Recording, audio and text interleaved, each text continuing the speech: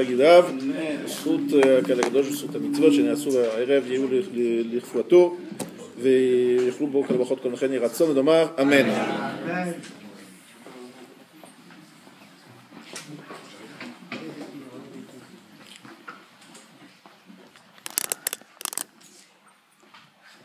Ça risque de tomber là.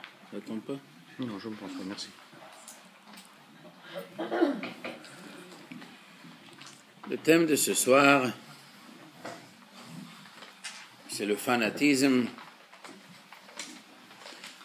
On va essayer de définir c'est quoi le fanatisme et quelles sont les qualités ou les défauts de cette caractéristique qui s'appelle fanatisme, et aussi quels sont les personnages qui pourraient avoir une tendance vers le fanatisme et comment il est composé. Est-ce qu'il est composé que par des données qui se trouvent dans les émotions ou dans le caractère de la personne, ou est-ce que ça se trouve aussi dans l'éducation ou dans les connaissances ou dans la propagande éventuelle que cette personne va rencontrer dans sa vie qui pourrait forger, qui pourrait incliner sa tendance vers le fanatisme. Et bien sûr, on doit bien définir est-ce que le fanatisme il est bon ou il est mauvais, ou est-ce qu'il est parfois bon ou parfois mauvais, ou est-ce qu'il peut être bon et mauvais.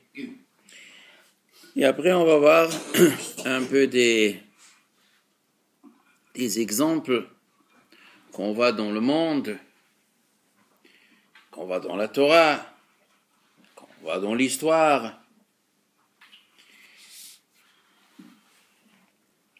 Alors, c'est un sujet, évidemment, quand on entend parler du fanatisme, la première pensée qui monte dans l'esprit, en tout cas ici en France, peut-être ailleurs aussi, on pense au fanatisme religieux.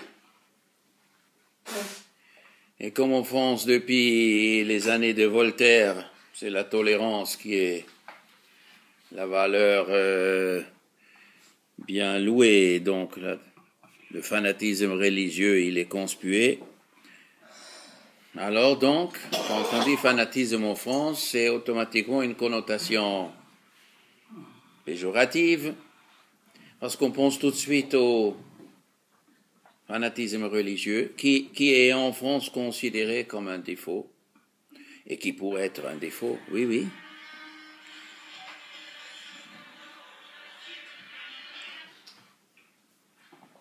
Ça pourrait être un défaut, mais est-ce que c'est toujours un défaut? Ça dépend si on est... il faut analyser ça. Mais la vérité, elle est que fanatisme n'est pas forcément religieux. Ça coûte... il faut payer une amende. Ici, il y a une amende de 50 €, non? 52.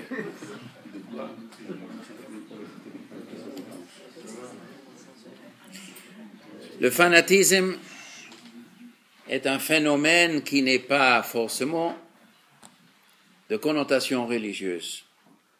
Ça peut être dans beaucoup de choses, dans beaucoup de domaines de la vie. C'est un fanatique. L'abréviation de fanatique, c'est un fan. C'est pas exactement le fanatisme, mais fan, c'est un petit peu de fanatique. Il y a des fans, je peux être un fan d'un club de football. Ça n'a pas forcément une connotation religieuse, le football. Ou être un fan d'un chanteur. Je peux être un fan de beaucoup de choses. On peut être un fanatique de football, on peut être un fanatique de... C'est quoi exactement le fanatique? En vérité, fanatique, il y a aussi un autre mot qu'on s'appelle zélote. On utilise le mot zélote. En hébreu, normalement, on traduit le fanatique, c'est un un canaï, un homme qui est mécané. Canaï, Pinchas Kanaa, tout le monde y connaît, quand on tourne autour de la bima, le Pinchas le Canaï, Eliyahu Hanavi, il a dit, Kano kineti l'Hashem, j'étais un fanatique pour Dieu. Eliyahu Hanavi, il a dit, je suis un fanatique. Ça, évidemment, ça, avec Voltaire, ça fait mauvais voisinage. Pinchas est un canaï. C'est quoi le canaout? Et qui sont les personnes qui ont une tendance de devenir canaï? Et pourquoi? Canaï veut dire un homme qui est pris d'une colère quand il y a une infraction grave qui se produit. Il veut restaurer la valeur qui est blessée. Quelqu'un il va à une injustice ou une immoralité que lui pense que c'est une immoralité. Ça pourrait être subjectif. Lui peut penser que c'est une injustice. Ou on lui a donné des valeurs. On a mis dans la tête de cette personne certaines valeurs que cette personne adore. Et que si ces valeurs sont blessées, il est pris d'une colère. Il faut que je restaure cette valeur qui est blessée. Et il veut aller, et il y va jusqu'au bout. Contre vent et marée. Il est entier. Et d'autres valeurs qui pourraient s'opposer à ce comportement sont négligées, sont supprimées, sont balayées sous la table, parce qu'il y a une valeur qui doit être restaurée coûte que coûte. Et souvent, contre ce que la majorité ou le monde entier dit. Le canaï, c'est quelqu'un qui a une détermination. Souvent, il a un courage. Et c'est un indépendant. Et les gens qui ne sont pas d'accord avec lui, souvent, à ses yeux, sont des gens mous, sont des gens faibles, sont des gens qui ont des doutes parce que lui, il est convaincu de la vérité qu'il détient, même contre tout le monde. Et le fanatique, à fur et à mesure, il y a différents degrés, il peut utiliser des moyens pour rétablir cette valeur qui est détruite. Il peut rétablir soit avec la parole, soit avec des gestes. Et quand il fait des gestes, il peut, ou des paroles ou des gestes, il peut effreindre certaines règles du derech eretz, du comportement accepté, ou certaines règles de respect vis-à-vis des gens, ou le respect du corps humain. Il peut insulter des gens, il peut blesser des gens physiquement, il peut tuer des gens, parce qu'il considère qu'il y a une valeur qui a été blessée, et pour la restauration, il faut agir de cette façon. Ça, c'est le fanatisme. Maintenant, ce qui amène à une personne d'agir comme fanatique, il faut évidemment plusieurs parties dans son âme et dans sa conscience qui l'inclinent. Soit qu'il a une nature comme ça, entier, sans, pas moitié, il est entier. Souvent, il a une tendance vers la colère. Parfois, il a une tendance vers vers un aveuglement. Parfois, il manque de pitié. Il manque de prendre en considération beaucoup de choses. Il a une vision partielle des choses. Mais parfois, il peut avoir une vision entière de la chose. Il peut être un homme avec pitié et avec considération pour tout le monde. Mais il considère qu'ici, la situation l'oblige de sortir de ses gonds et qu'il y a une valeur au-dessus de tout ce que des autres valeurs qui doivent être défendues. Ça, c'est le fanatique. Maintenant, le fanatique, il peut être évidemment défendre les valeurs qui sont des valeurs absolues ou qui sont des valeurs subjectives. La valeur peut être une valeur de morale, la valeur peut être extérieure à lui. Il peut défendre l'honneur de Dieu, quand il s'agit d'un fanatisme religieux, il peut défendre la valeur d'une communauté, des prophètes, des valeurs de comportement humain, une immoralité qui se fait, ou ça peut être autre chose. Il peut être un fanatique quand sa propre honneur est blessé. Quelqu'un, il a blessé son honneur. Ou il est blessé par la société, il est agressé, ou il s'est mis dans la tête qu'il est agressé, ou il peut mouliner dans sa tête du paranoïa, de croire que le monde lui en veut, et il veut défendre son honneur, ou son argent, ou dans son pays, un patriote. Il existe le patriotisme. Je défends mon pays qui est agressé par un autre pays. Une autre nation envahit ma nation, ma famille, et ils nous font du mal, et je défends avec toute ma fougue, avec toute ma colère. Je peux le faire avec les actions, avec les paroles, indignation.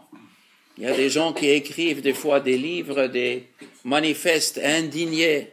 Je pense qu'il y en a un qui est, il n'y a pas longtemps, un iftar. Comment il s'appelait le gars? Voilà, indignez-vous. Alors c'est beau de s'indigner. Ça montre qu'on a un peu de chaleur dans le cœur. On n'est pas complètement apathique, on n'est pas complètement émoussé. Des fois, les sentiments sont émoussés, je m'en fous. Eh bien, le fanatique, il s'en fout pas. Le fanatique, il est sensible. Mais il est sensible à quoi? Il s'indigne de quoi? D'une injustice. En tout cas, de ce que lui considère comme injustice.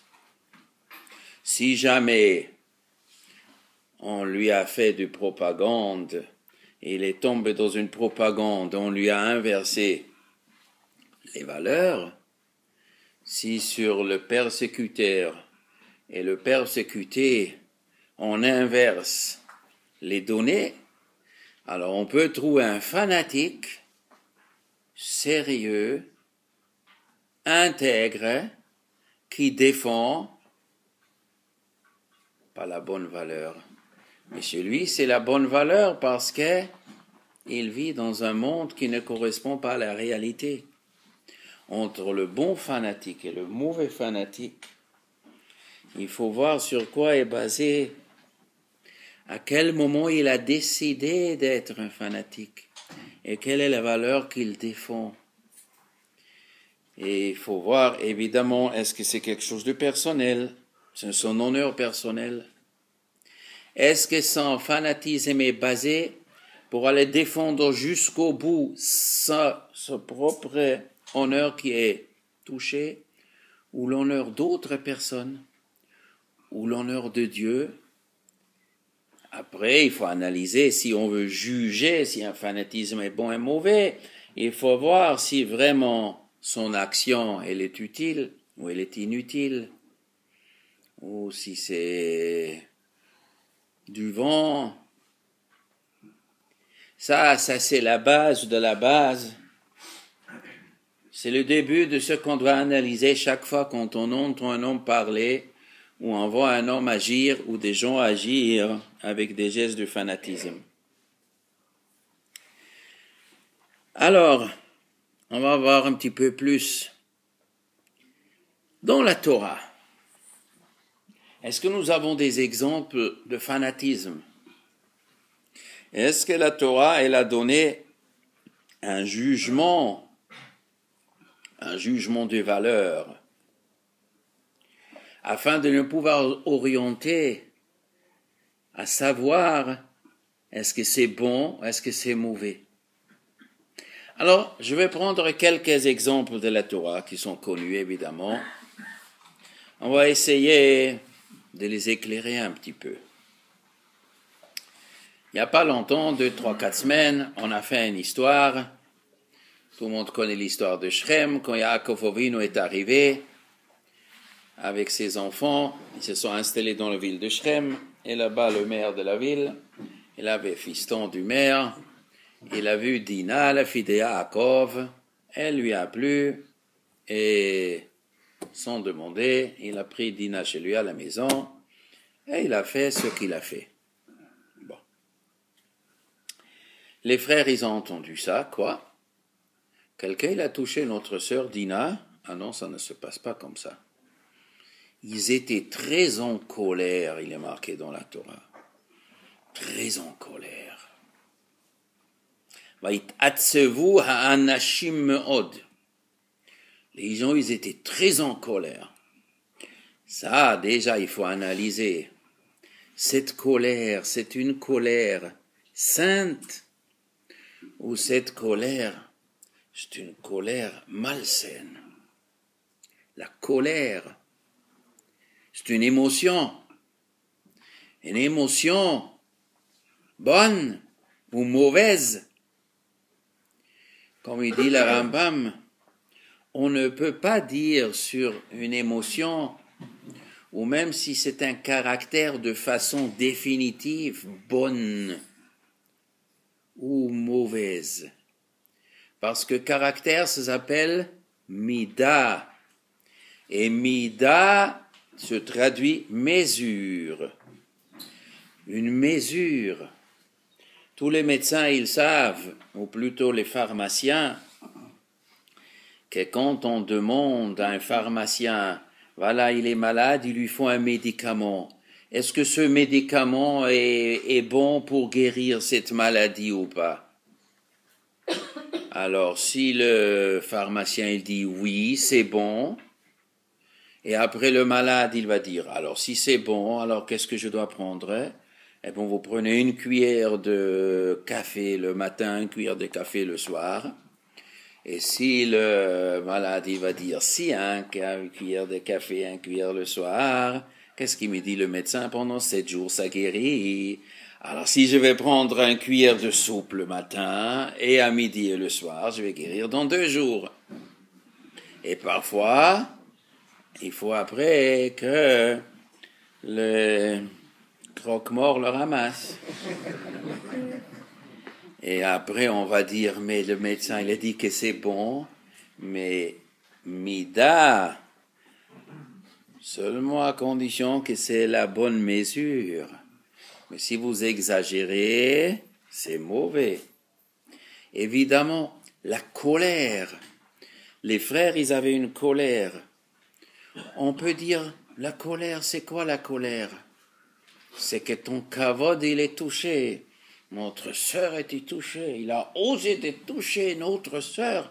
Chutzpah! Il a touché. On lui montrait qui se nous touche. Ou peut-être c'est autre chose. Mais il y a une notion de kedusha, il y a une notion de moralité, il y a quelque chose qui s'appelle immoral, il y a une immoralité qui se fait. Notre sœur a été touchée, il a il a blessé quelque chose chez notre sœur, elle a subi un traumatisme. Il faut rétablir ce traumatisme. Il faut montrer à la sœur qu'on la défend, qu'on ne peut pas abuser d'elle. Il faut montrer ça peut-être à toute la société autour de nous. Il faut que les gens y savent qu'on ne se comporte pas comme ça. Il y a une valeur de moralité qui a été touchée.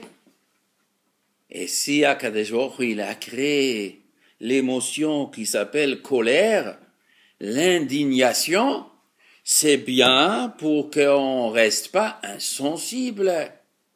Si on reste insensible devant l'immoralité, tous les jours il y a une autre immoralité, et tous les jours les gens ils vont avancer, et le monde sera perverti.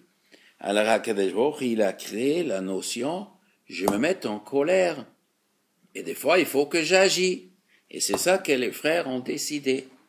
Alors, qu'est-ce qu'ils ont décidé? Ils ont décidé que ce monsieur qui a fait ce qu'il a fait, il doit mourir. Et ils ont mis dans la même marmite, pas seulement lui, mais toute la ville. Alors, ils ont organisé un joli massacre, on fait la Brit Mila, tout le monde est malade. Vaïkrouchne Bene Yaakov, Shimon et Lévi, ils ont pris une épée, grosse comme 2 pommes qu'ils étaient, ils avaient 13 ans, et ils ont coupé la tête à la Daesh, pour tous les gens de la ville de Shrem. Après, ils ont pris toutes les femmes et les enfants, ils ont pris tous les animaux, les lingots d'or, l'argent, tous les habits, ils ont tout pillé. Voilà. Le père, il a entendu ça. Le père, il a entendu ça, ils sont venus. Yaakov, il a dit, mais vous êtes fous, vous? Mais qu'est-ce que vous faites? Mais nous sommes une petite famille. Mais tous les gens autour, ils vont tous se réunir, ils vont nous massacrer. Vous nous avez mis en danger de mort. Mais qu'est-ce que vous faites? Et les 2 gars de 13 ans, ils disent, est-ce que nous allons laisser que notre sœur va être abusée comme une fille légère de la rue? Non. C'est impossible, on ne peut pas laisser. Et la réponse à Descartes, c'est de donner une leçon pour toute la région, que le prochain sera averti, ceux qui touchent les filles de Yaakov, toute la ville sera massacrée. Et ils vont se rappeler ça pour quelques siècles. Et ils avaient raison, parce que c'est pas quelques siècles qu'on se rappelle. Ça fait 3000 ans qu'on connaît l'histoire. Quelle était la réponse de Yaakov? Quand les 2, ils ont dit à Yaakov, papa, ils ont défendu leur comportement. Qu'est-ce que Yaakov a répondu? Rien. Silence total. Pas de réponse. Qui dit mot consente. Ça veut dire que Yaakov, vous avez raison, les enfants. J'ai rien à dire. Et sûrement Shimon et Lévi, je m'imagine, ils sont partis. Bon, papa, il s'est incliné à nous. Mais on attend un petit peu. Il se passe 10 années, 20 années, 30 années. La semaine prochaine, Shabbat, on va le lire. Parashat Vaïchi. Yaakov, il se trouve sur le lit de mort. Il appelle tous les enfants. Et les enfants, ils sont devant lui. Il appelle un après l'autre. Ils arrivent Shimon et Lévi. Shimon et Lévi Achim. Klei Hamas mecherotem. Vous avez volé un caractère chez votre oncle Esav qui s'appelle violence. Vous avez volé un caractère de violence. Votre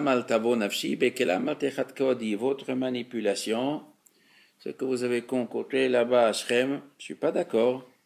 Ki ba'apam hargoish. Ki ba'apam hargoish. Car avec leur colère, ils ont tué toute une ville de Shrem comme un homme. Ubertsonam, et dont leur volonté était Ikrushor, de déraciner le taureau, de tuer aussi Yosef. Arur apam ki az ve'evratam ki kashata. Maudit leur colère, car il est dur. Ve'evratam, et leur fureur, leur enflammement qui kashata, car il est dur. Que cette colère sera maudite. Maudit, ça veut dire affaibli, détruit. Maudire, on cherche que cette chose-là perde sa valeur, perde sa force, que cette colère sera maudite. Alors voilà, ce sont les mots de Yaakov. Voilà, il a fait un jugement sur la colère de ses deux enfants. Ce qui est étonnant, que si jamais Yaakov n'est pas d'accord avec le comportement de ses deux enfants, il aurait pu le dire tout de suite. Quand Shimon et Lévi ils ont dit, papa, on ne peut pas laisser notre sœur d'abuser, il faut que tout de suite Yaakov leur dise, vous avez agi par colère, et je maudis cette colère. Mais Yaakov, tous ses bouches cousues, rien. Pourquoi? Pourquoi il leur dit rien? C'est quoi ça, les? Hein? Quoi? Il y a un concurrent, j'ai un concurrent.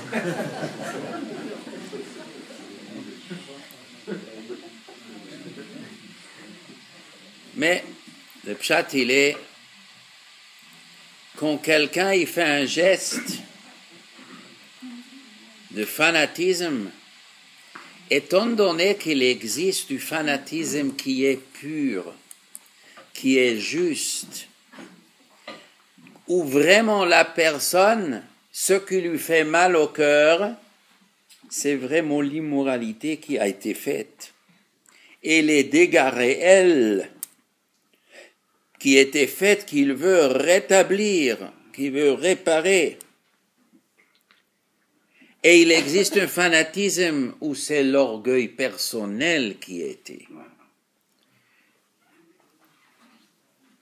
Et aussi la mesure avec laquelle on agit.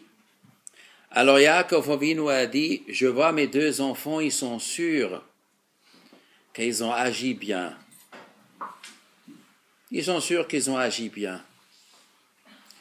Ils avaient 13 ans à l'époque. Yaakov Avinu à l'époque, il avait plus que 100 ans. On peut se poser la question, pourquoi les deux gamins, Shimon et Lévi, à 13 ans, ils veulent tuer toute la ville de Shrem? Ils peuvent consulter le grand rabbin de Shrem, non? Leur père, ils ont accès. Papa, tu sais, quelqu'un il a abusé de notre sœur. Oui, je sais. Tu sais, papa, qu'on est en grande colère. Oui. Tu sais, papa, qu'il faut remettre ça en pendule à l'heure. Oui. Tu sais, papa, qu'on a un grand projet. Oui. Tu veux écouter notre projet? Dites.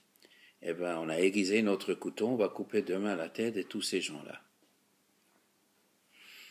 Ils peuvent le dire au papa. Et papa, il va dire, ouais.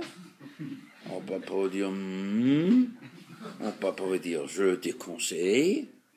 Mon papa peut dire, je vous interdis. Bon. Mais eux, ils n'ont pas demandé. Ils ont agi. Pourquoi ils ont agi? Pourquoi ils ont agi? Parce que j'étais sûr que papa, il est d'accord. Tu es assis. Sûr? Pourquoi sûr? Comment tu peux être sûr? Tu es comme ça une ville, c'est pas tous les jours on fait ça. Non. C'est parce qu'il craignait que papa, il va faire comme ça. Que papa veut dire, je vous permets pas. C'est pas bon. Mais si papa, il va dire de pas le faire, on peut pas le faire. Mais on veut lui le faire. Donc on ne demande pas. Donc on agit. On met papa devant le fait accompli. Et après coup, il n'a qu'à crier après. Et il sera d'accord après. Mais attends, mais si papa vraiment il veut pas qu'on le fasse, pourquoi nous on veut qu'on le fasse? Parce qu'on est plus intelligent que papa. Non, on est plus intelligent. Non, ça on peut pas dire. Quoi, nous sommes plus intelligents que papa. On a 13 ans, lui il a 110 ans. Il connaissait son père Yitzhak, il connaît son père, son grand-père Abraham. Non, on peut pas dire qu'on est plus intelligent. Ça, faut pas soupçonner Simon Lévi pour dire vraiment des fous.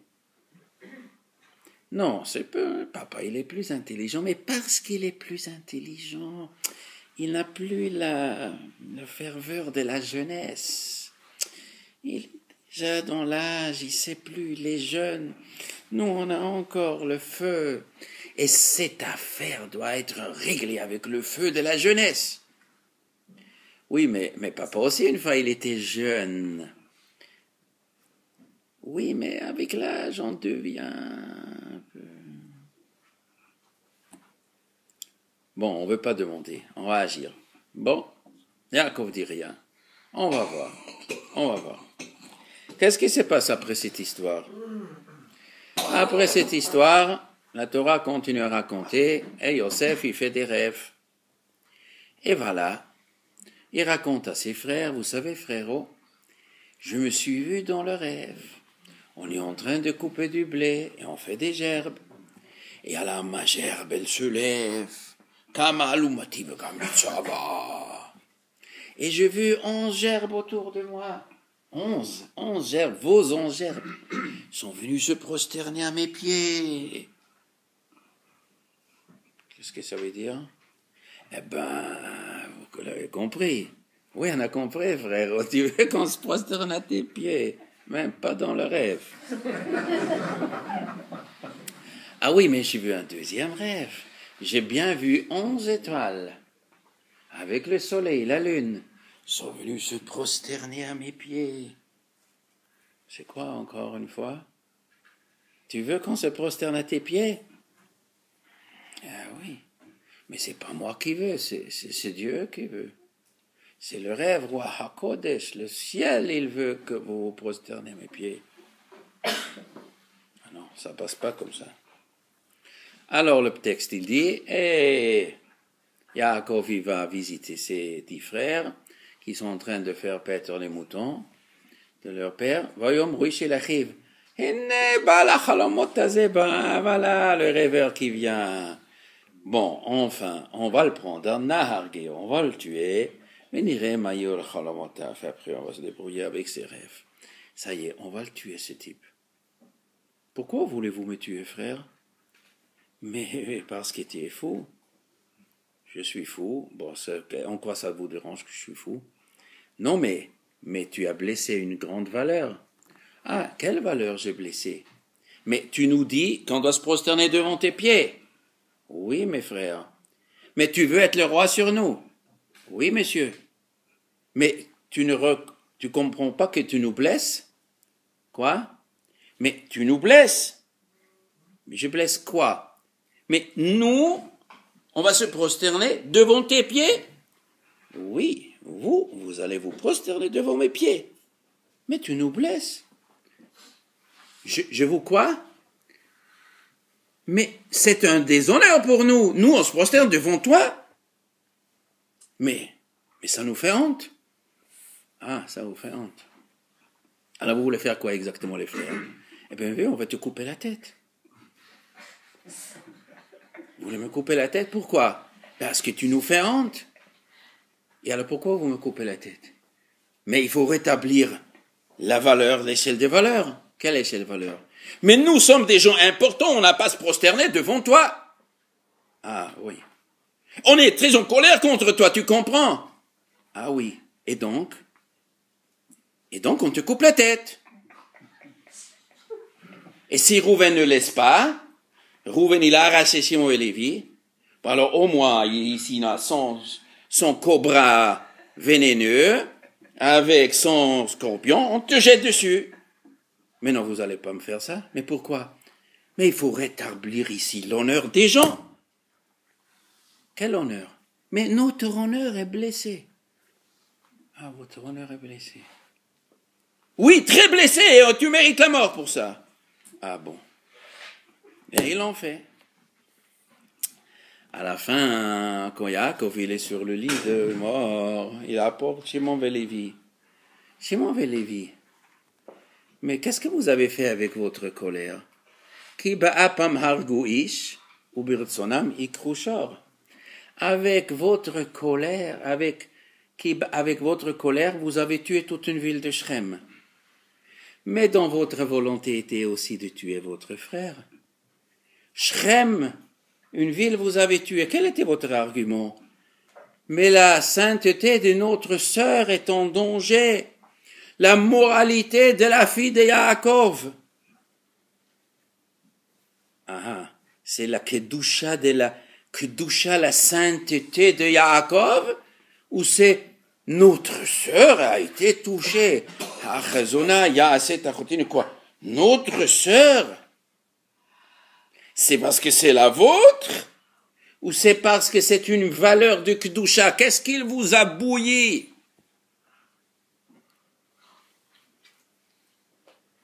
Quelques semaines après, il s'agissait de votre honneur. Votre honneur a été touché parce que vous n'avez pas voulu vous prosterner devant Yosef. Alors votre ego, il est blessé. Et pour rétablir l'ego, vous êtes prêt à tuer. Ça c'est bien la colère. Ça c'est bien l'égoïsme. C'est votre honneur qui jouait. Votre sœur a été blessée. Il y a dans certains endroits dans le monde, quand une jeune fille n'est pas mariée, elle traîne avec un garçon, alors il y a ce qu'on appelle, on fait à la sœur ce qu'on fait pour rétablir l'honneur de la famille. Ça existe comme ça des gens dans le monde. Rétablir l'honneur de la famille et on peut parfois aller jusqu'à tuer la jeune fille. Et même si c'est pas elle qui est fautif. Souvent, c'est le garçon qui est fautif. Elle n'a pas fait exprès. Quand même, rétablir l'honneur de la famille. Et quand on demande à ces gens-là, mais pourquoi vous êtes si zélés? Mais parce que c'est une immoralité. C'est l'immoralité ou c'est l'honneur de la famille? Oui, mais l'honneur de la famille, c'est aussi quelque chose. Mais il faut l'honneur, il faut nous respecter. Oui. L'honneur d'une famille qui était blessée. L'honneur, Kvod Adam, l'honneur de quelqu'un blessé, il faut rétablir. Mais jusqu'à où? Jusqu'à aller tuer quelqu'un? Et jusqu'à aller tuer même ce qui n'est pas vraiment dedans, les gens de Shrem. Shrem était fautif, lui, mais tous les gens de la ville. Tous les gens de la ville, ils sont un petit peu seulement mêlés. Ils auraient dû dire à M. Shrem, on commence pas à négocier tout de suite la paix avec ces gens-là. D'abord, toi, M. Shrem, on va te clouer au pilori. D'abord, on va t'insulter pour ce que tu as fait. D'abord, on va faire la justice. D'abord, on va s'indigner. Après, nous allons voir comment on va négocier. Mais les gens de la ville, ça plaisait. On passe, on fait un pacte avec ces gens-là. On va se marier avec eux. C'est de bons businessmen.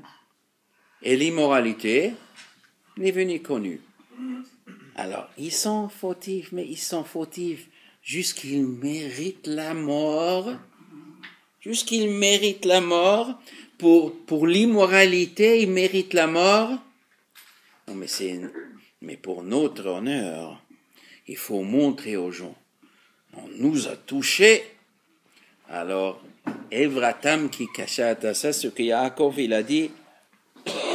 Pourquoi vous êtes des gens violents? Parce que Apam Hargouish, avec votre colère, vous avez tué toute une ville. Mais après, Birtsanem Ikrushor, vous avez voulu tuer Yosef aussi. Ça, c'est une preuve que votre colère, c'est une colère des gamins qui ne sont pas mûrs et que leur honneur et leur égoïsme les fait perdre les moyens et vous avez une tendance de fanatisme, une tendance d'aller jusqu'au bout et de faire des choses qui sortent de l'ordinaire. Mais on peut être un fanatique et récupérer éventuellement ce fanatisme. Ce fanatisme, il a maudit ici la colère, mais pas toutes les composantes de ce qui est un fanatique. Qu'est-ce qu'on trouve après quelques siècles? On trouve que de ce Shimon Velevi sortira une autre histoire de Shimon Velevi. À la fin des 40 ans dans le désert, le chef du tribu de Shimon, il profane la Kedusha du peuple juif. Les juifs, ils se laissent entraîner par des femmes goyotes. Et le chef du tribu de Shimon, il prêche, c'est permis, on n'a pas à se gêner. Kol dirfiniye tebeyechol, chacun qui veut, il n'a qu'à se taper une goya. Et il est le premier, hein, il invite tout le monde, faites comme moi. Va yar Pinchas ben Elazar ben Ara Kohen. Et Pinchas qui est le descendant de Lévi. Et il dit non, ça ne peut pas passer comme ça.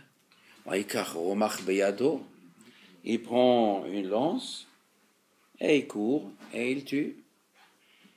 Il tue ce Zimri ben Salou avec sa copine.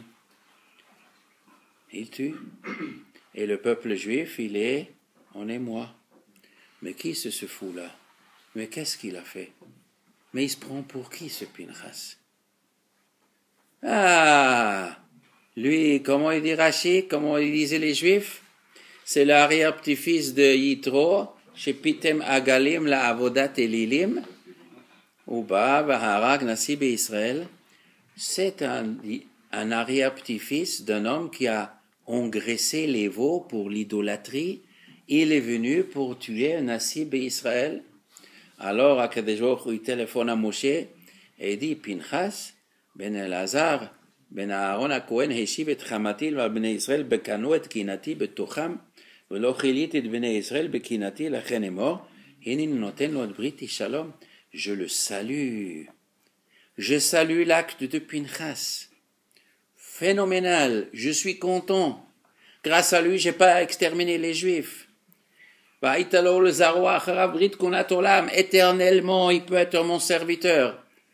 Parce qu'il a fait du fanatisme pour son Dieu et il a défendu les vraies valeurs qui existent. Mais dans le tzanout, dans le mépris que les Juifs ils ont dit sur Pinchas, ils ont dit, mais qui c'est ce type-là? C'est un arrière-petit-fils de Yitro que dans sa jeunesse, il a gavé des veaux pour l'idolâtrie. Il est venu pour tuer un chef du peuple juif. Qu'est-ce que c'est? Son arrière-grand-père, d'abord quel rapport? 50 € encore. Son arrière-grand-père, il a gavé des veaux pour Avodah Zarah. Et pourquoi? Moi, je suis fautif parce que mon arrière-grand-père, il a fait.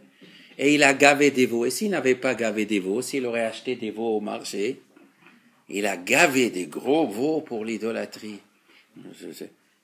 Et c'est pour ça que je n'ai pas le droit de tuer ce chef-là. Parce que mon grand-père, il a gavé des veaux pour Avodah Zarah. Mais, parce qu'ici, les Juifs, ils ont bien compris. Il y a des gens qui font des sacrifices pour l'idolâtrie. L'idolâtrie, c'est toute la perversité. Il fait un culte pour la perversité. Mais on peut apporter, il y a 7 vaches maigres, il y a 7 vaches grasses. On peut apporter une vache maigre, un squelette. On peut apporter un joli veau. Et on le gave pour qu'il sera grand. Qui est-ce qui apporte? Les gros. Je suis le meilleur. Moi, je suis le meilleur, le plus religieux de tous. Vous l'avez vu, je suis le plus religieux. Vous me voyez? Maintenant, il faut que je monte un peu plus sur la tribune. Vous me voyez bien? Mon veau! Il est le veau le plus gros. C'est le mon veau. Ton grand-père, quand il faisait le culte pour l'idolâtrie, il était un extrémiste. Il voulait se montrer. Il voulait montrer sa religiosité, sa spécificité. Je suis le meilleur. Oui, vous avez ça dans les gènes dans votre famille. Oui, Pinchas, tu as tué le Nassi du Shevet Israël. T'as cherché quoi avec ton geste? T'as cherché qu'on te voie, hein? Qu'on te regarde, comme ton grand-père. Excessive dans le culte. Oui, à l'époque c'était pour l'idolâtrie, et maintenant c'est pour Dieu, mais le caractère est le même. En vérité, l'idolâtrie, c'est toute la perversité qu'il y a dedans. Un culte absolu pour la perversité. Et en plus, tu voulais te faire montrer. Alors, qu'est-ce qu'il dit à Kadesh Baruch Hu? Pinchas, ben Elazar, ben Aaron à Cohen. C'est le fils de Elazar, le fils de Aaron. Qui c'est ce Aaron? Aaron, c'est qui? C'est aussi des tribus de Lévi. C'est le chef du tribu de Lévi. Et comment il était son caractère? Ohev Shalom, Odev Shalom, Ohev et Abriot, Umakarvan Lemakom. Ki sif teko enish merudat, vetorah yakshopio ki malach Hashem tzvakot. C'est l'ange divin sur terre. C'est Ohev Shalom, l'homme qui aime la paix. Rodef Shalom, c'est l'homme qui court derrière la paix. Ohev et Abriot, qui aime les gens. Ou Mekarvan Lemakom, c'est lui qui les rapproche à la Torah. Ça, c'est Aaron à Cohen. Et Pinchas, c'est son petit-fils. La définition du fanatique pervers, c'est qu'il a un problème avec la société. Il garde une distance. Il veut s'extraire. Il n'est pas bien avec les gens. Il voit les défauts des gens et il se prend comme supérieur.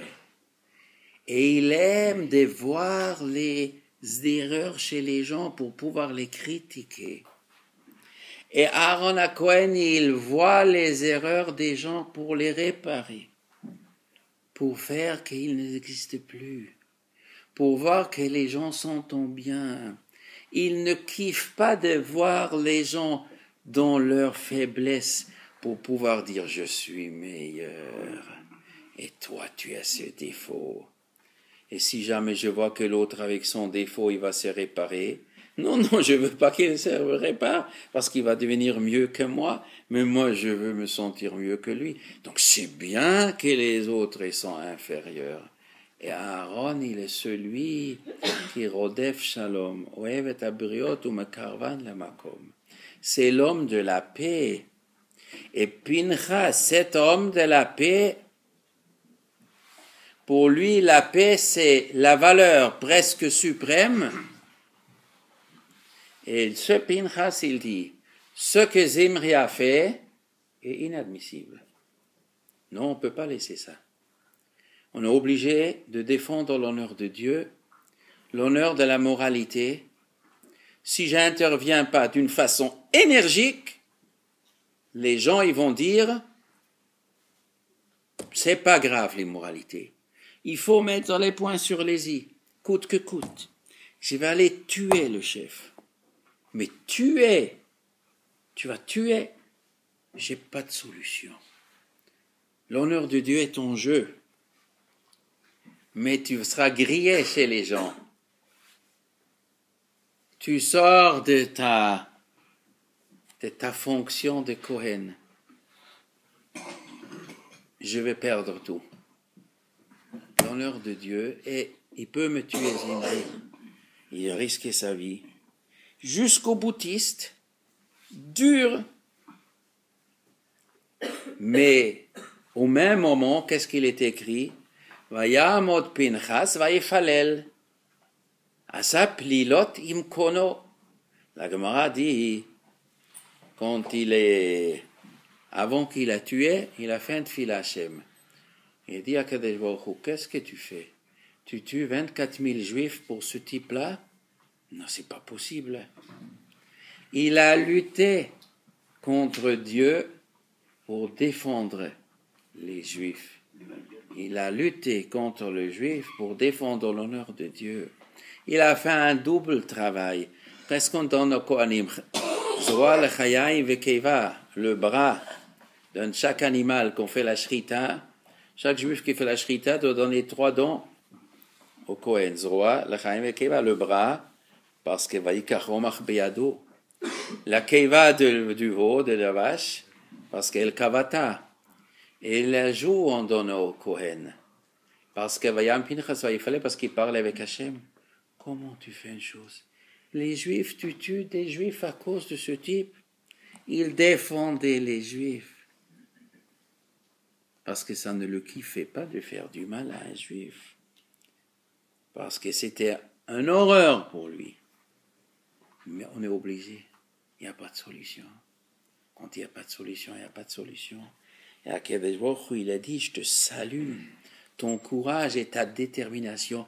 Tu m'as défendu Bekano et Kinati, que tu es un fanatique. Après, on dit que la neshama de Pinchas est arrivée chez Eliyahu Navi. Et Eliyahu Navi était un Canaï. Qu'est-ce que ça veut dire, il était un Canaï? Eliyahu Navi, un jour, il était assis chez un type qui a perdu ses enfants. Il y avait un type qui s'appelait Chiel, il a construit la ville d'Éricho.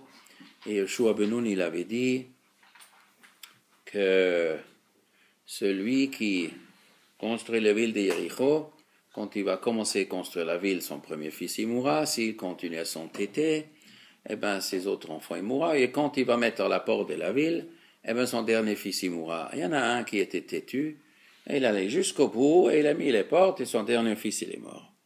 Comme c'était une grande personnalité, il a eu la visite de 2 personnes. Un, le roi juif Achav, le grand mécréant devant le Seigneur, et Eliyahu Navi, le prophète. Et les 2 sont venus lui amener leur nechama. Non, ils sont assis à côté, Achav à côté du prophète.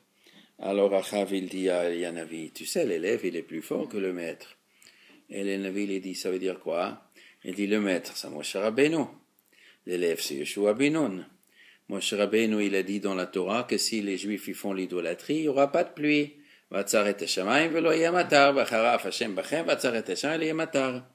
Et aujourd'hui, les Juifs, ils font l'idolâtrie et la pluie, il est toujours là. Par contre, l'élève Yoshua ben Nun, il a maudit celui qui construit la ville d'Éricho, et il a dit, quand on commence le premier fils, il meurt, quand on finit de construire la ville, le dernier fils, il meurt, et voilà, ce monsieur, il a fait, et tous les enfants, ils sont morts. La malédiction de l'élève, elle est plus forte que la malédiction du maître. Alors, Eliyahu Navi, il a dit, bon, tu te moques de Moshe Rabbeinu, eh ben, ce sera comme tu as dit. Tu dis que les Juifs font l'idolâtrie, et comme il n'y a pluie, eh bien, il n'y aura plus de pluie. Donc, moi, je n'ouvre pas le robinet, il n'y aura pas de pluie, c'est fini. Je ferme le robinet, il n'y aura plus de pluie tant que les Juifs font pas teshuva. Et, il est parti.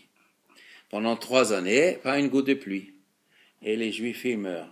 La famine, la catastrophe. Et Achav, il cherche Eliyahu Navi. Et il faut qu'Eliyahu Navi ouvre le robinet. Achav, il pouvait pas ouvrir le robinet du ciel. Et il cherche partout dans le monde. Et il ne le trouve pas. Après 3 années, bon, ça va. Eliyahu Navi l'envoie au Badia. Dit à Achav, aujourd'hui je le rencontre. Et Eliyahu Navi rencontre Achav. Alors Achav, il dit, ah bonjour, monsieur le rabbin, le destructeur du peuple juif. Alors Eliyahu Navi lui dit, bonjour monsieur le roi, vous êtes le destructeur des Juifs, toi et ta femme, que vous massacrez les prophètes et que vous entraînez les Juifs vers l'idolâtrie. Alors Achav dit, bon, après qu'on a ces aimables paroles, on a échangé, et Tachlit, tu ouvres le robinet ou pas? Il a dit, d'abord il faut enlever l'idolâtrie. Et alors, qu'est-ce que tu veux qu'on fasse? Il dit, tu amènes tous ces faux prophètes, tous les prophètes du Baal, tous ceux qui prophétisent au nom de l'idolâtrie et qui tournent le peuple en bourrique, tu les amènes tous au Hara Carmel et nous allons régler cette affaire-là. Est-ce qu'on croit au Dieu des Juifs ou est-ce qu'on croit au Dieu des Libanais? Alors, il a dit, Achav, d'accord. Ça monte sur Hara Carmel, ils ont mis les 2 taureaux, tout le monde connaît l'histoire, et tout le monde était là, l'armée avec les prophètes et tout. Vous prenez un taureau, moi je prends un taureau, vas-y vous le sacrifiez, et vous attendez que le foudre tombe du ciel qui est bleu, et ils ont tout fait, ils prient à leur Dieu, rien du tout. Bon, ça ne marche pas. Maintenant, vous venez voir moi. Moi, je fais la shrita, le code Hachem. Et il verse de l'eau dessus et tout. On va à la foudre il tombe. Le peuple, il voit ça. Hachem ou Elohim, Hachem ou Elohim. Les dieux des Juifs, ça c'est le vrai Dieu. Alors, Elienavi, il dit à Achav, maintenant tu prends ces 450 faux prophètes, tu les prends maintenant. Et, John le djihadiste, et ils ont décapité les 450. Et oui, Eliyahu Navi, il a ordonné. Maintenant, on va les décapiter, ces gens-là. Ils ont décapité. Et dès qu'ils ont décapité, il commençait à pleuvoir. Et Elianavi, il a accompagné le roi jusqu'au palais royal. Et le roi, il rentre, il trouve contre sa femme Isabelle, la fille du roi du Liban. Elle dit, quoi de neuf? Elle dit, là, le rabbin Eliyahu, tes 450 copains, là, les faux prophètes, on les a tous coupé la tête. Qui, quoi? Eh bien, voilà, le rabbin, voilà, c'est ça qui est organisé. Ah, c'est Elianavi. Eh bien, demain, je lui coupe la tête. Non, Elianavi, il entend ça. Il part au désert du Sinaï. Il se met au Har Sinaï. Il rentre dans la grotte où Moshe Rabbeinu était dedans. Et il donne sa démission à Hachem. Ça suffit. Regarde, Kano Kineti. J'ai défendu ton nom. J'ai défendu ton honneur. J'ai réussi à décapiter ces faux prophètes. Mais ça ne marche pas. Isabelle est restée la même. Achav est resté le même. Ils veulent me couper la tête. Ça ne marche pas. Je donne ma démission. Prends un autre à ma place. Et il accepte la démission. Il dit, tu vas prendre ton élève Elisha et il va être à ta place. Très bien. Elianavi, il était un fanatique. Un fanatique. Va expliquer ça à Voltaire. Comment Voltaire il a vu ça? Comment Voltaire il a vu cette histoire? Il ne l'a pas vu. Il a vu. Il a donné son pied rouge dessus. Il déverse son dégoût sur Elianavi. Il n'y avait jamais quelqu'un. Depuis Achav jusqu'à Voltaire, il n'y a pas un qui a déversé tellement beaucoup de paroles sur Elianavi. Il a appris les paroles de Isabelle. Monsieur Voltaire, qu'est-ce qu'il crache sur Elianavi? Mais quel vulgaire personnage, quel fanatisme. Les gens, où est la tolérance? Les gens, ils veulent faire le culte du Dieu du Liban. Qu'est-ce que ça veut dire couper la tête? Lisez qu'est-ce que Voltaire il a écrit. Et pas que sur Elianavi, sur toute la Torah, sur tous les Pinchas.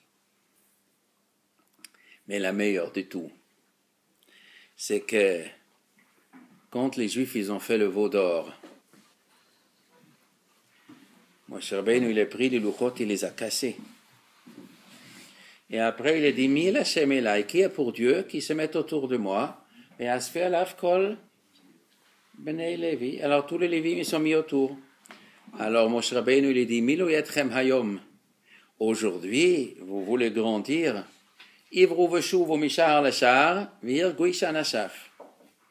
Prenez l'épée et vous regardez ceux qui ont fait l'idolâtrie. Qui sont les fautifs de ce veau d'or?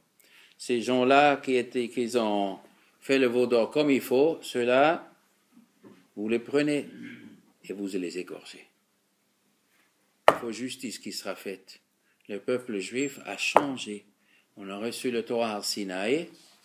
Nous sommes maintenant quelques semaines après le Har Sinaï. Ils retombent dans l'idolâtrie d'Égypte, ça ne passe pas. Ces gens-là, on va les éliminer. Qui les a éliminés? Lévi. Shimon et Lévi, que Yaakov a maudit leur colère. Il a maudit cette colère qu'ils ont pris l'épée pour tuer la ville de Shrem, et ils ont tué leur propre famille. 3000 personnes, ils ont tué. Et Moshe Rabbeinu, il a dit, aujourd'hui, vous êtes devenus les serviteurs de Dieu. Serviteurs de Dieu pour tuer quelqu'un? C'est un serviteur de Dieu. Mais je croyais que Yaakov Avinu, il a dit qu'il maudit cette colère. Et quand Moshe Rabbeinu il va mourir, Moshe Rabbeinu, avant de quitter les Juifs, il invite tous les Juifs. Et chaque tribu recevoir. Et il amène Lévi. Qu'est-ce qu'il dit à Lévi? Ou le Lévi Amar, au sujet de Lévi, qu'est-ce que Moshe il a dit? Tumecha ve'urecha leish chasidecha. Le Urim et Tumim, toi Dieu, tu l'as donné au Kohen Gadol. Pourquoi? À Aaron, quand tu l'as donné, qui est le chef du tribu de Lévi, leish chasidecha, c'est l'homme, ton pieux, l'homme de ton chesed de ta bonté. Toi Dieu, t'as choisi Aaron, chasidecha. C'est l'homme de chesed, de la bonté, de la gentillesse, de la douceur, de la piété. Ça, c'est l'homme de ta piété. Haomer qui disait la vie ou l'imo l'oritiv, et techav lo ikir, et banav lo yada, ki shamru imratecha, ou britra yinsoru. Parce qu'il a dit à son père et à sa mère, je vous connais pas. Et à ses frères, je vous connais pas. Et à ses enfants, je vous connais pas. Il a tué ses propres parents, Lévi. Les Lévim autour de Moshe, s'ils avaient un grand-père qui faisait Avodah-Zara, il lui a coupé la tête. Et le grand-père, il a dit, je suis ton grand-père, pourquoi tu me tues? Il dit, parce que tu as fait le veau d'or. Mais de respect de je suis ton grand-père. Dieu avant toi. L'honneur de Dieu, il est avant ton honneur. Clac. Vetechav lo hikir, ses frères. Vet banav lo yada, il a tué ses propres enfants, Lévi. Les gens de la tribu de Lévi. Ki shamru imratecha. Parce qu'ils ont respecté les paroles de Dieu, ou britra yintzoru, eux, ils protégeront l'alliance avec Dieu. Yorum ishpotecha Yaakov et Torah l'Israël, c'est eux qui peuvent enseigner la Torah. Yasimu que Torah ba'apecha v'chalel mizbechecha. Moshe Rabbeinu, il est en train de raconter que le fanatisme de Lévi vient de leur piété et de leur adhésion totale à l'alliance avec Hachem.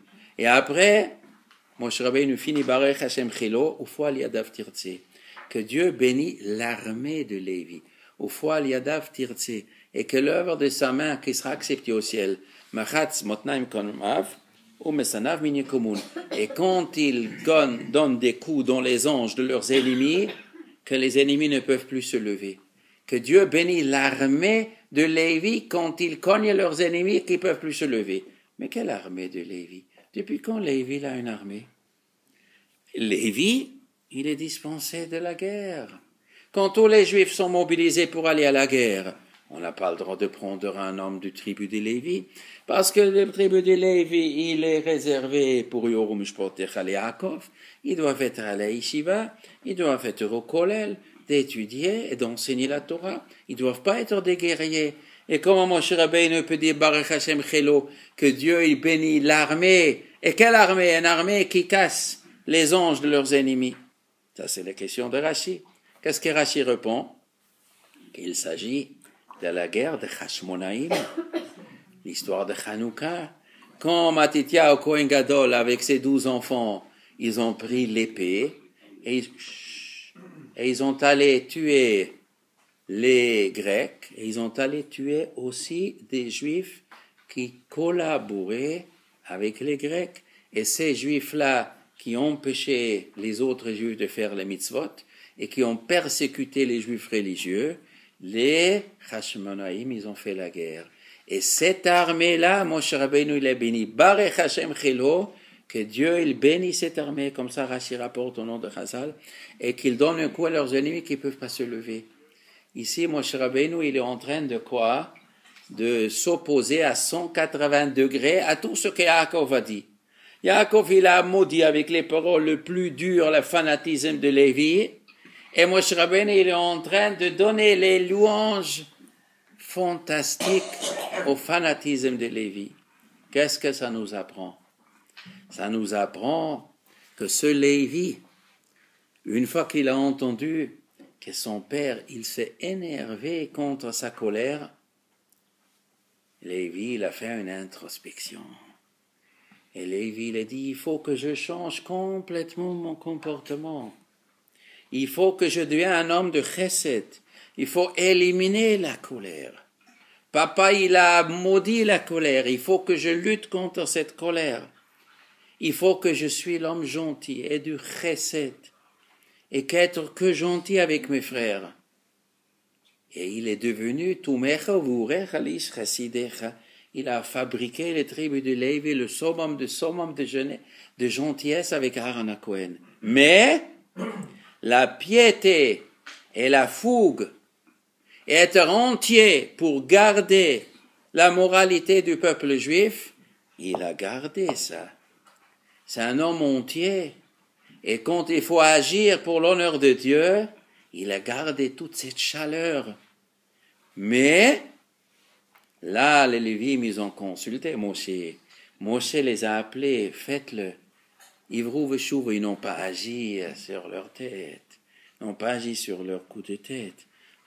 Moshe Rabbeinu est plus intelligent que les tribus des Lévites. Il a dit aujourd'hui, milou yetrem hayom, aujourd'hui, ni hier ni demain. Aujourd'hui, le veau d'or, c'est le jour, maintenant il faut agir. Il y a des moments où il faut agir. Et quand il faut agir avec l'épée, c'est merveilleux. Malgré que c'est dégoûtant le son, mais maintenant c'est une mitzvah. Il y a des moments où le gentil doit intervenir avec l'épée. L'histoire d'Elianavi n'est pas terminée. Une fois qu'Elianavi l'a terminé avec ses 400, il a démis sa démission. Hachem lui dit, maintenant tu vas nommer à ta place Elisha un Navi. Qu'est-ce qu'il a fait Elisha? Il a continué à être le prophète, il a guidé le peuple juif. Jusqu'on arrive au fameux moment qu'Elisha Navi, il a un élève. Comment il s'appelle cet élève? Yona. Il appelle Yona. Il a dit, viens Yona. C'est l'élève d'Elisha. Yona la baleine, vous connaissez Jonas la baleine? Alors nous on le connaît quand il était dans le bateau, mais il y a une autre histoire de Yona dans la Tanakh. Viens Yona. Est-ce que tu sais qu'Elianavi, il avait dit à Achav, parce qu'il a dérouté le peuple juif de la Torah, toute sa famille doit être exterminée. Tout le gouvernement, tous les gens du gouvernement d'Achav doivent tous être exterminés. Le moment il est venu de le faire. Qui doit le faire? Un chef d'armée qui s'appelle Yehu ben Nimshi. Alors toi, Yona, tu vas aller maintenant chez Yehu ben Nimshi. Il est là-bas avec ses soldats, ses officiers. Tu vas verser l'huile d'olive sur lui et tu vas le nommer roi sur les Juifs. Yona Nevi vient, il rentre chez Yehu. Bonjour, monsieur le général. Vous cherchez qui, monsieur? Je cherche le chef. C'est moi le chef. Je peux vous parler en cachette? Il rentre dans la chambre. Il prend la bouteille, voilà, mon maître Elisha m'a envoyé, il verse l'huile sur la tête, Dieu vous a nommé le roi sur les Juifs. Et vous avez une mitzvah, d'exterminer la famille d'Achav. Qu'est-ce qu'il fait Yehu? Il va, il extermine la famille. Comment il est exterminé? Je ne vais pas raconter ici, parce que c'est encore une fois à la Daesh, mais spécial, mais très spécial. Vous allez lire dans la Tanakh, c'est très, très macabre l'histoire. Une fois qu'il a fini de finir avec la famille des Achav, il a dit maintenant, deuxième phase. Ça ne suffit pas la famille des Achav. Maintenant, il faut aussi enlever tous les faux prophètes. Les prophètes du Baal, tous ces curés de Baal, de l'Avodazara, eh bien, il faut l'éliminer. Qu'est-ce qu'il a dit, Yehu? Il a dit aux Juifs, publié dans tout Eretz Israël, Achav, il est un petit idolâtre pour le Baal. Moi, je suis le grand idolâtre. Je vais faire un grand festin à l'honneur de Baal. Que tous les curés du Baal, ils viennent tous. Et on va faire un grand festin, que personne ne manquera. Ils ont invité, ils sont tous venus. Il a fait un immense bâtiment. Et ils étaient tous réunis. Après, il a donné à chacun des habits de curé. Et il a dit, faites le korbanot pour Avodazara. Et autour de la maison, il a mis 80 guerriers. Il a dit, vous laissez échapper personne. Et quand ils ont fait le korban, il a donné le signe, ils sont rentrés comme au Bataclan avec leur kalachnikov et ils ont fait un bain de sang. C'était 400 guerriers, 80 guerriers, je ne sais pas combien ils étaient sécurés, 100, 200, 300, 400, je ne sais pas combien ils étaient. Ils ont tous massacré, il n'y a pas un qui a échappé. Non, il a fait ça, et Elisha Navi vient chez Yehu, Il dit, Monsieur Yehou, vous êtes un tzaddik. Dieu va vous récompenser pour ce que vous avez fait. Vous avez fait la volonté de Dieu et vous allez aussi, vous, vos enfants, vos petits-enfants, vos arrière-petits-enfants vont être le roi sur les Juifs. Après cette histoire, qu'est-ce qu'il fait Yehou? Il devient idolâtre. Il devient idolâtre. Il a dit, Achav, il a fait le petit idolâtrie, moi je vais faire la grande, et il a fait la grande. Alors, Elisha Navi vient chez Yehou, il dit, viens Yehou, et je peux te dire, maintenant que tu es idolâtre, je te dis ce qu'Hachem m'a dit. De la même façon que toi tu as exterminé toute la famille d'Achav, viendra quelqu'un et va exterminer toute la famille de toi. Et va te punir pour ton idolâtrie et pour le fait que tu as osé de massacrer la famille d'Achav. Comme ça, le prophète lui a dit. Alors, on ne comprend plus rien. Alors, on perd le latin. La veille, le prophète, il a dit à Yehou, parce que toi, tu as exterminé la famille d'Achav, Dieu, il est super content de toi. Tu es un fanatique pour Dieu, et Dieu, il est content de toi. Et après, le prophète lui dit, pas seulement tu seras puni pour ton idolâtrie, mais tu seras puni parce que tu as tué la famille d'Achav. Mais attends, j'ai tué la famille d'Achav, je serai puni ou récompensé? Puni. Mais attendez, monsieur le prophète, vous n'étiez pas hier chez moi, vous m'avez dit je serai récompensé? Oui. Alors je serai récompensé. Hier, c'est la décision, tu seras récompensé. Et aujourd'hui, tu vas être puni pour ce que tu as fait. Mais attendez, j'ai fait une mitzvah ou j'ai fait une avira? Une mitzvah. Pourquoi une mitzvah? Parce qu'il y avait un grand idolâtre, il a trompé tous les juifs, on a enlevé, on a mis un roi tzaddik à la place. Ça mérite une récompense. Et maintenant, vous êtes de nouveau un idolâtre. Alors vous êtes un idolâtre entre toi et Achav, on aurait pu garder Achav. Alors qu'est-ce qu'on a gagné? On aurait pu garder Achav. Bon d'accord, on aurait pu gagner Achav, c'est vrai, mais qu'est-ce que ça vous gêne que je liquide Achav? D'accord, mais alors je suis le même comme Achav, ça va. Mais pourquoi je serais puni parce que j'ai enlevé Achav? Mais t'as tué. Mais je tue un idolâtre. Mais qu'est-ce que voulez-vous? Mais il était idolâtre Achav, oui. Il méritait la mort, oui. Alors il méritait la mort, alors je tue un homme qui mérite la mort. Non, tu n'as pas le droit de tuer. Pourquoi? Parce que tu es aussi un idolâtre. Et alors?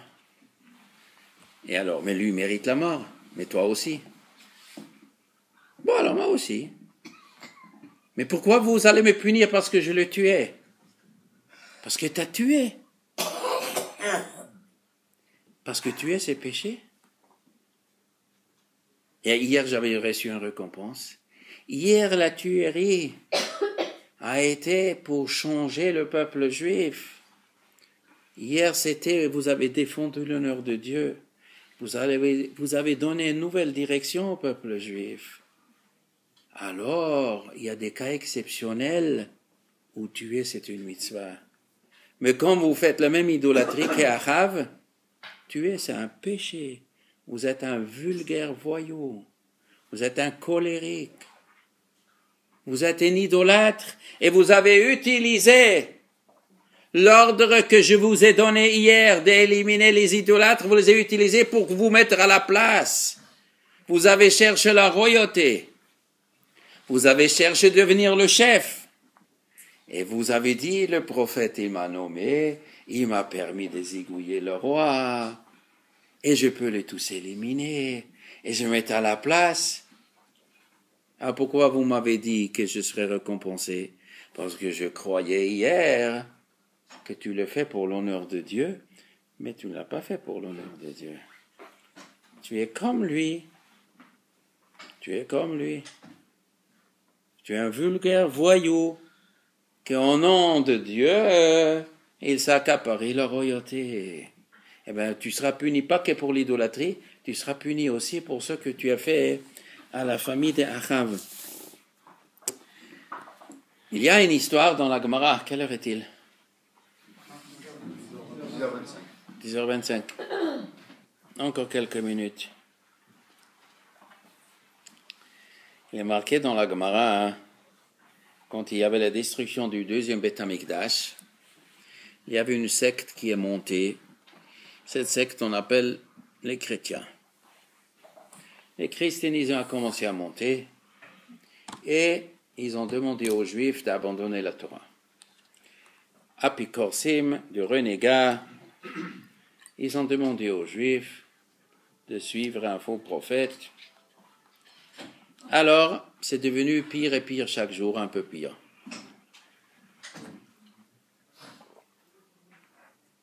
C'est marqué, Rabban Gamliel, le Nassi, il a réuni tous les Chachamim à Yavne. Il a dit, je voudrais vous poser une question. Tous les Juifs, ils font 18 bénédictions, le matin, midi, soir. On fait la Hamida. Aujourd'hui, le peuple juif est en danger à cause de ces chrétiens. Des apikorsim. Il faut qu'on prie Hachem de les éliminer.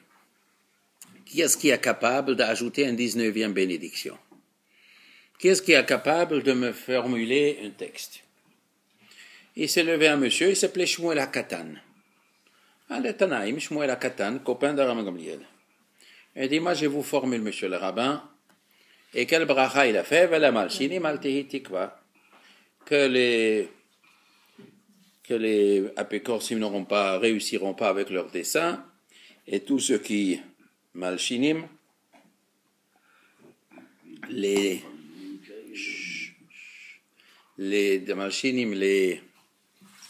comment on traduit en français? Non. Ça c'est mini malchinim, les délateurs. Ce que demande aux goyim de faire du mal aux juifs religieux parce qu'ils sont religieux. Malchin, c'est quelqu'un qui veut que les juifs seront massacrés parce qu'ils sont juifs et parce qu'ils sont religieux. Que ces gens-là, ils ne gagnent pas leur combat. Très bien. Alors, Shmuel HaKatan, il a instauré.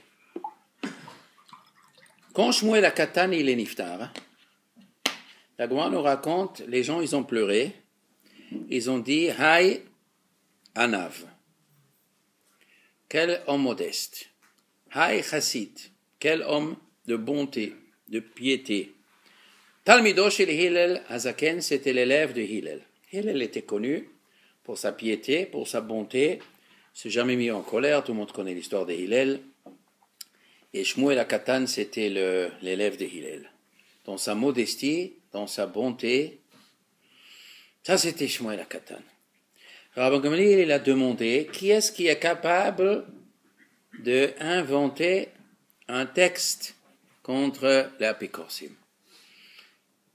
Qu'est-ce que c'est comme question? Mais elle est bizarre cette question. Qui est-ce qui est capable? Mais chacun.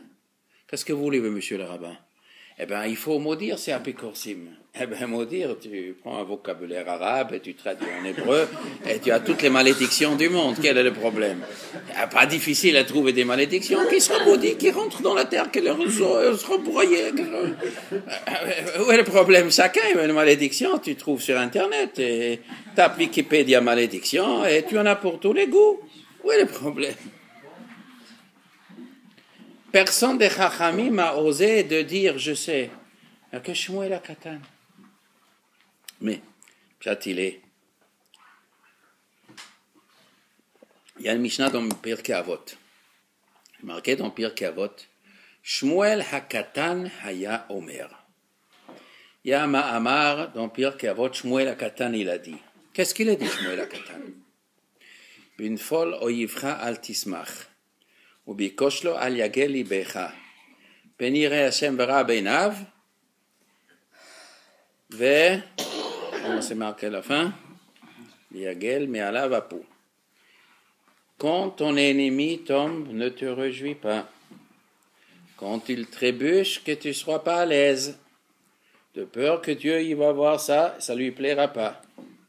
Il va enlever le mal de l'autre. Qui a dit ce pasuk? C'est Shmuel HaKatan qui a inventé ce proverbe? Non, c'est Shlomo HaMelech qui a dit. C'est marqué dans Sefer Mishlei.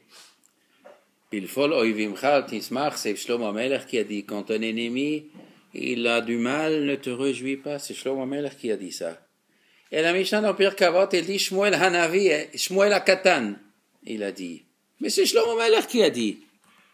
Alors Shmuel HaKatan, il a répété, Mazal Tov, moi aussi je sais répéter, tout le monde sait répéter Shlomo Melech. Mais le sens de la Mishnah, quand la Mishnah de Pirkei Avot, Rabbi Akiva il dit, et Rabbi Yossi a dit, et Rabbi Shimon il a dit, et Rabbi Yochanan il a dit, mais tous ceux qui ont dit, c'est Moshe Rabbeinu qui a dit, il n'y a rien de nouveau. Donc tout c'est marqué en Pirkei Avot, c'est tout, Moshe Rabbeinu il a tout dit, Moshe Kibel Torah Misinaï, ou Mosera li Yoshua, Yoshua l'Iskeni, mais toute cette Torah il a transmis, tout ce que les Chachamim disent après Moshe Rabbeinu a déjà dit. Mais, quand on dit cette année il a dit, c'est-à-dire il a dit toute sa vie, il a répété toute sa vie, il a éduqué sa génération après ce principe. Ça, c'est le pshat. Et pas seulement il a dit, il a vécu. Il y a des Tanaïm dans leur vie, ils ont réalisé un proverbe et toute la génération a été imprégnée par ce proverbe. Ça, c'est le sens. Shmuel HaKatan Haya Omer. Shmuel HaKatan, dans sa vie, il a répété à tous les Juifs, ne vous réjouissez pas quand votre ennemi tombe. Mais de quel ennemi on parle? La Gemara dit un ennemi juif. Mais pourquoi je me réjouirais quand mon ennemi tombe? Mais évidemment, on ne se réjouit pas quand mon ennemi tombe. Mais quel ennemi? Un ennemi que j'ai le droit de l'avoir comme un ennemi ou que je n'ai pas le droit de l'avoir comme un ennemi? Si je n'ai pas le droit de l'avoir comme un ennemi, je transgresse. Ne déteste pas ton frère. Mais évidemment, je n'ai pas le droit de détester, je dois enlever la haine. C'est-à-dire quoi de ne pas se réjouir quand il lui rêve du mal? Mais je n'ai pas le droit de détester. Alors, quand on dit, on parle d'un ennemi qu'on a le droit de détester. Parce que l'autre n'est pas religieux. Parce que l'autre rit contre la Torah. Et c'est un ennemi, je dois l'éloigner, cet ennemi. Et je dois empêcher sa réussite. Il veut détruire le peuple juif. Sur cet ennemi, Shlomo HaMelech, il a dit, ne te réjouis pas quand il tombe. Hillel HaZaken, il a dit, on a des ennemis de l'intérieur qui veulent détruire la religion juive et le peuple juif. Ils vont chez les Romains pour dire massacrer les Chachamim. C'est ça qu'ils ont fait, les chrétiens. Flavius, il parle, il dit pas le mot chrétien parce que les chrétiens ils ont enlevé. Mais il dit que les juifs pas religieux, ils sont partis chez les Romains pour dire massacrer les Rabbanim, évidemment. Mais il fallait instaurer une malédiction. Mais si tu maudis ton ennemi et la malédiction se réalise, t'es content ou t'es pas content?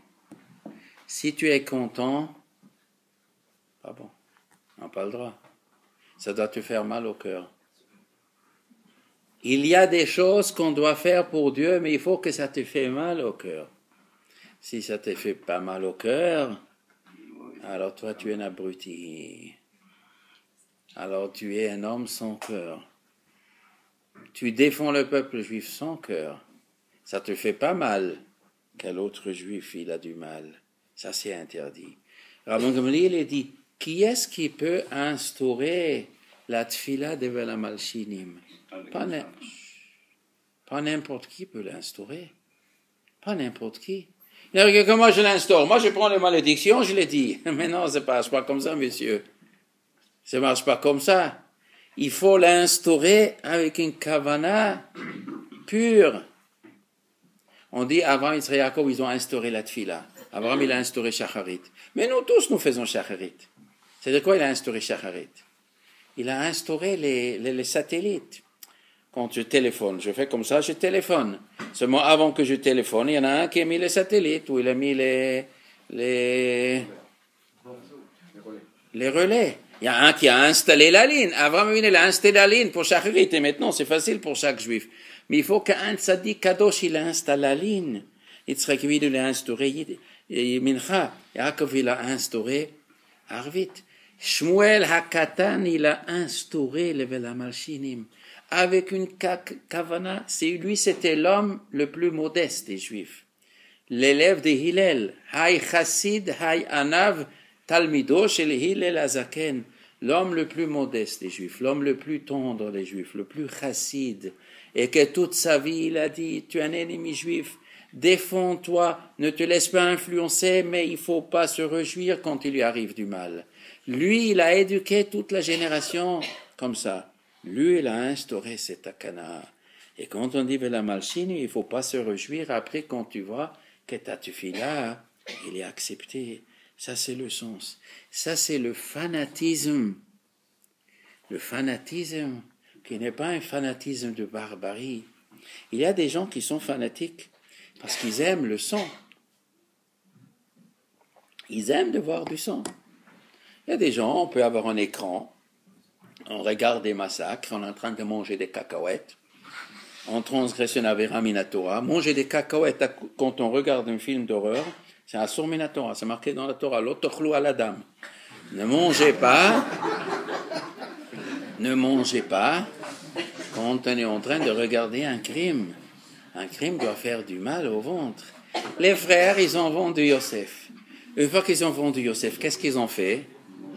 Ils sont partis au restaurant et ils ont commandé des truffes avec des chèvres grillades.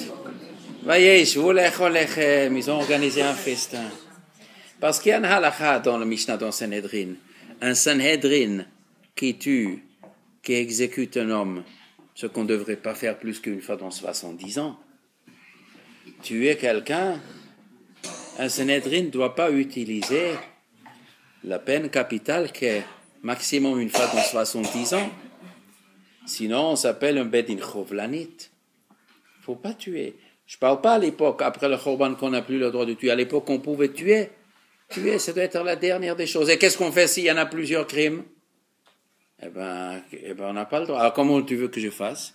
D'accord, on a dit, il faut embrouiller les témoins pour que ça tombe à l'eau, pour qu'on ne sera pas obligé d'exécuter, comme ça dit la Gemara Makot. On embrouille les témoins, jusqu'à les témoins, ils ne savent plus où est ma tête. Ça y est, le témoignage est tombé à l'eau, on ne peut pas tuer.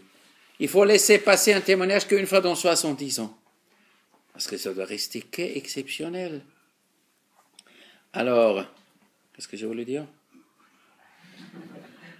Qu'est-ce que j'étais en train de dire? Le repas. Il y a un halakha qu'un bedin qui a exécuté un bonhomme, il doit jeûner toute la journée. On n'a pas le droit de manger, parce que c'est marqué l'otochlou à la dame. Ne mangez pas après d'avoir tué quelqu'un. On tue quelqu'un, mais qui on tue? Le tzaddik ou le racha? Le racha. L'homme qui mérite la mort. L'homme qui mérite la mort. Un homme qui est lapidé, il faut le pondre. Comme ça marque un chômage. Un homme qui est lapidé, il faut le pondre. L'otalin livnato la etz. Qui kavot tikbrene bayomahu. Qui kilat elokim taloui. Mais quand on a pondu, il faut tout de suite le dépondre. La Mishnah nous dit, le type il est lapidé, on l'accroche, et quand on est fini d'accrocher, on le décroche. On a une seconde, on le décroche et on l'enterre. Parce que c'est une honte pour Dieu d'être un homme pondu. Ça veut dire quoi? C'est une honte pour Dieu, parce que l'homme il est créé à l'image de Dieu. Donc un homme pendu, c'est une honte pour Dieu. Rachi raconte, ça ressemble à l'histoire de deux frères jumeaux.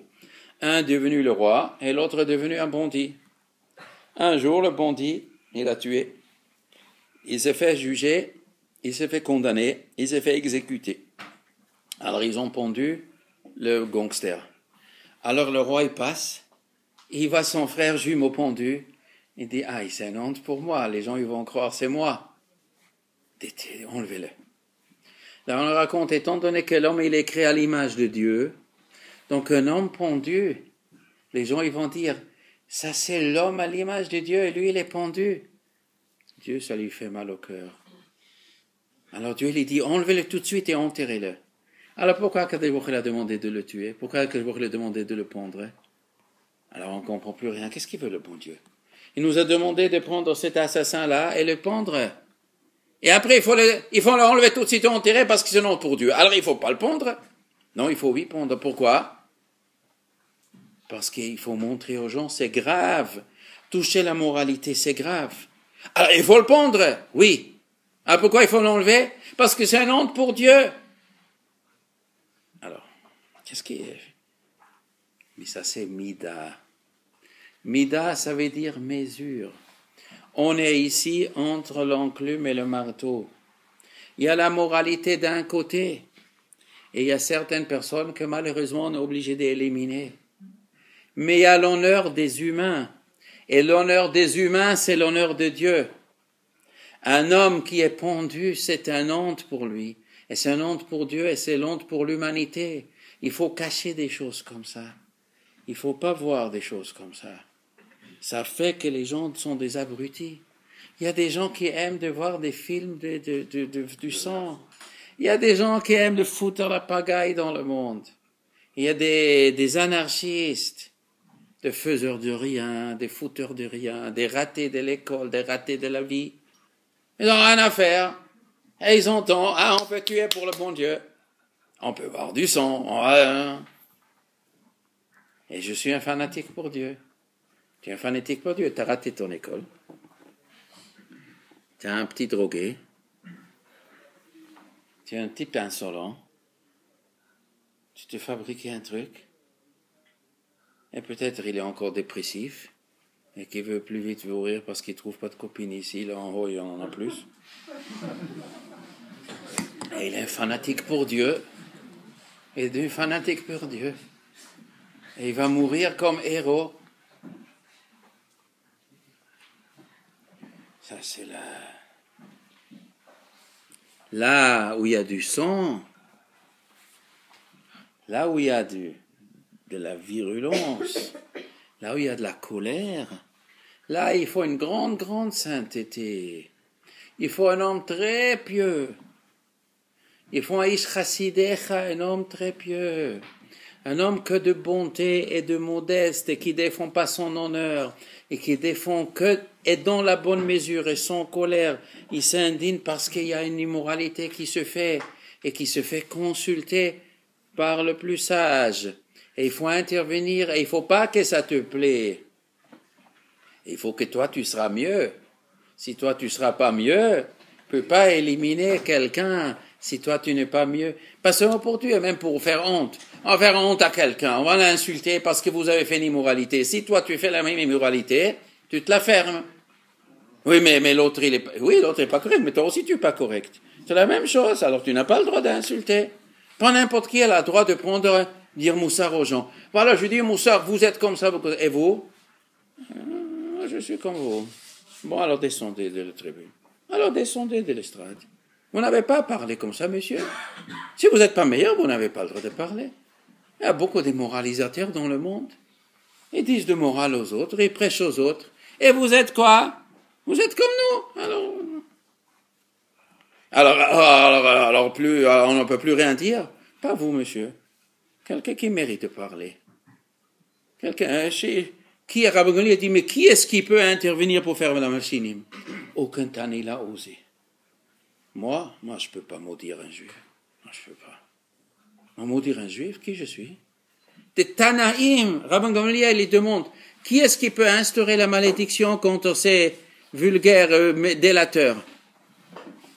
Il y avait là-bas Rabbi Eliezer, il y avait Rabbi Yeshua, il y avait, nous ne pouvons pas le faire, on ne peut pas maudire un juif. Mais je ne sais pas, moi, je suis.